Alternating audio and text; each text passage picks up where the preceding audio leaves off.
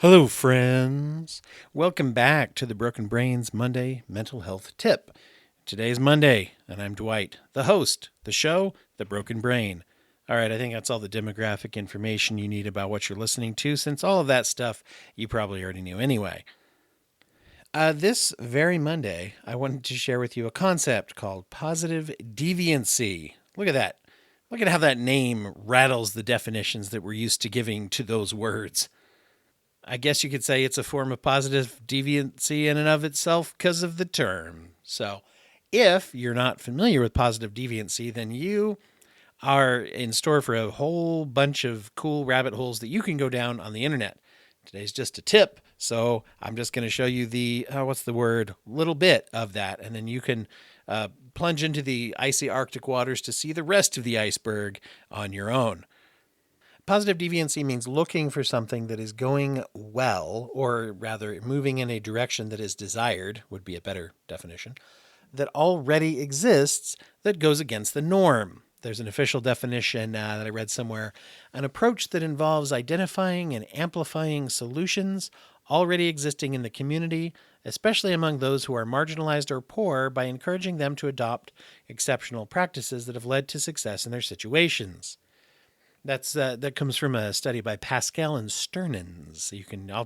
There's some articles and things here that you can look up on this topic. I'll tell you in a second, but basically, this goes against the idea of somebody coming in magically on a white knight on a horse, so to speak, and saving the day. And there's a way you can apply this to organizations, communities, business leadership, and to yourself. Okay, so instead of assuming that we have to come up with clever new solutions that nobody has ever come up with, look around and see, when are things working?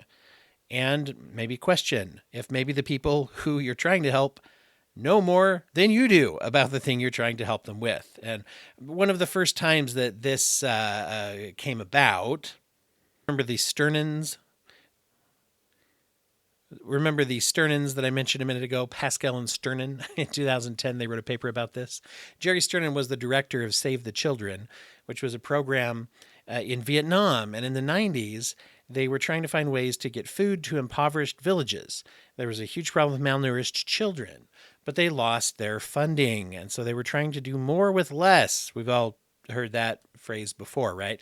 I don't know that that had become a catchphrase or a annoying business buzz phrase yet at that time, but they were literally trying to get more results to save the lives of children, right? And they had no real resources to do it. So one of the things they did was they finally went to the actual villagers, and they started to ask them questions about what was and was not working for them. They finally settled in on one question, which was, which families in the villages that we're trying to help have the children who are the best fed and who are thriving. Okay. You can read all about this, by the way. There's an article on positivepsychology.com by Jeremy Sutton, who's a PhD, called Positive Deviance: 5 Examples of the Power of Nonconformity. So basically, this is not the weekly history lesson, but this is just to introduce the idea. Basically, when they asked who has the best fed children in the area, they went to those people and said, so what are you doing? Those people had the same resources as anyone else, but they had come up with some really clever strategies to make their food either stretch, to get the most out of it, times of day and different ways that they were feeding, how they dealt with sickness in their children. And guess what? Those things worked because they were already working, right? Another example of this is if you are at an office and a business environment, and you are to solve a problem in a managerial perspective, the practice of positive deviancy would actually, as a management technique, be to assume that somebody in your team or in your organization already has found an answer to this, that you just don't know about it. This is particularly true if you are managing people who you are not an expert in the thing that they do, which oftentimes in a hierarchical structure is just the way it is. Often people manage people who do jobs that they, as the manager, do not do. If you're lucky, they used to do it, or they still do it sometimes, but that's not always the case. And it is great when it is. Personally, I like that, but it just isn't always, and it can't always be. So do you say it's my job to now become super clever in a thing that I don't even know anything about? Or do I want to start with the assumption that somebody in here has already solved this problem and they're probably not drawing attention to themselves. They're just doing their job. And if I look hard enough, I'll find it.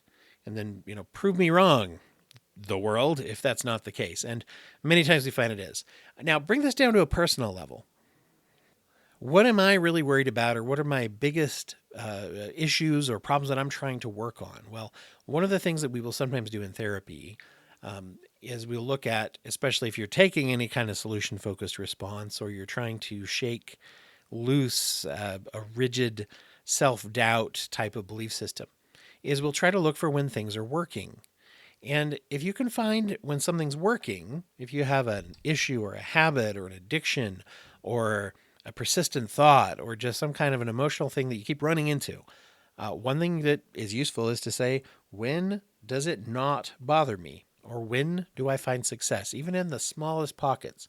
Even if I reach back into my memory and remember a time where things, maybe were going a little better in this one way, or maybe anything at all to where I feel like I did it. I did something in a different way and got a different result.